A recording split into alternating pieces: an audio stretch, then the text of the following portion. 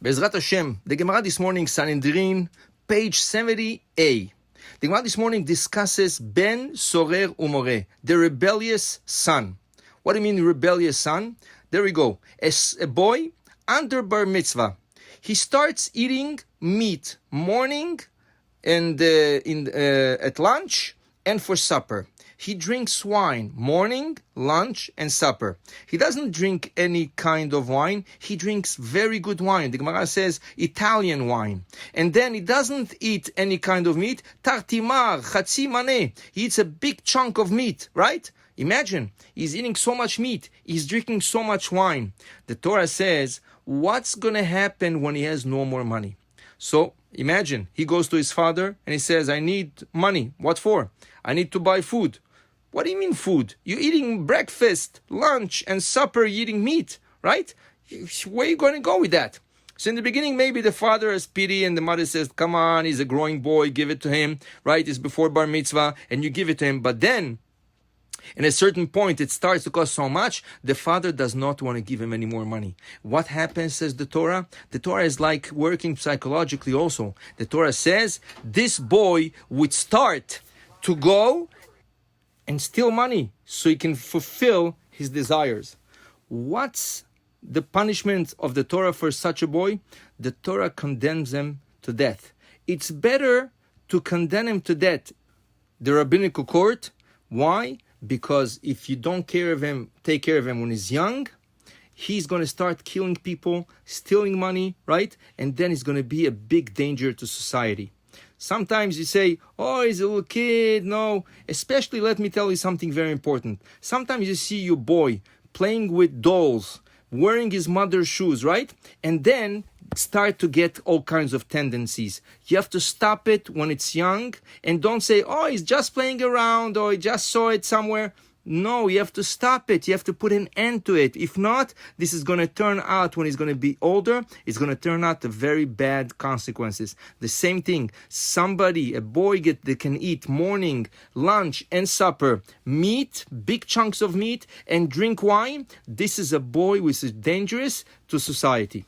So now, the Gemara is telling us, right? The Gemara is telling us that this type of case, did it ever exist? Did they ever condemn somebody to death? Says the Gemara, this case never existed, right? We never found somebody that was, from the time of Moshe Rabbeinu till today, right? You're talking about 3,500 years ago, a boy that under the age of bar mitzvah would eat so much meat and would drink so much wine, because there is conditions. There is the condition of the age, there is the condition of the quantity that he has to drink, the quality of the wine that he has to drink, right? There's a lot of conditions, so it never existed.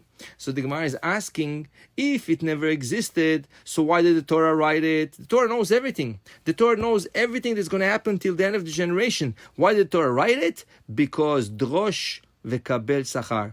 There's certain parts in the Torah where they're never going to exist. So why did the Torah speak about it? The Torah spoke about it so you can study it and get rewarded for it just for learning it. I can give you another example. The Torah says, what's the sign of kosher fish?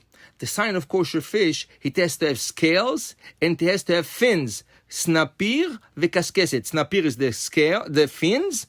V'kaskeset is the scales. Now, the Gemara is teaching us, when a fish has scales, kaskasim, automatically, you don't even have to look for the fins. Automatically, it has fins.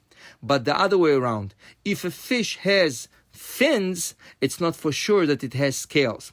So the obvious question is, so why does the Torah says, in order to have fish to be kosher, it has to have scales and fins? Just say, in order to have fish to be kosher, it has to have scales. Automatically, if it has scales, it will have fins. So you don't have to say it. Says the Gemara, why do we say the both conditions, right? The two criterias to teach you drosh v'kabel sachar. Because now you're going to study about fins. You know, there's different type of fins. Look at the sharks, right? They have also fins, but it's not fins. It's different type of fins, right? And other fish, there's fins on the side, there's fins on the back, on top, right? There's a lot of what to study, right? And you're going to study all that. But at the end of the day, you don't need the fins. You need the scale part, right? And in the scales also, you know that sharks have also scales, but their scales go the other way. Means normal fish, their scales go from the side of the head towards the side of the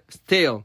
But by sharks, it goes from the tail to the side of the head, right? So it's different scales. There is scales which are so strong, you have to bring pliers in order to scrape them off from the skin of the fish. Those are not kosher scales, right? There's a lot of criteria and a lot of conditions. What are scales? What type of scales, right? And you study all this. But at the end of the day, between the scales and the fins, the scales are more important than the fins, because automatically, if the fish has the scales, it has the fins. So to tell you, there's certain parts of the Torah that you learn, even though at the end you're not going to end up using it, but your Torah wants you to study it, and just for the studying, you get a reward. You should have a great day. Baruch Adonai le'olam. Amen v'amen.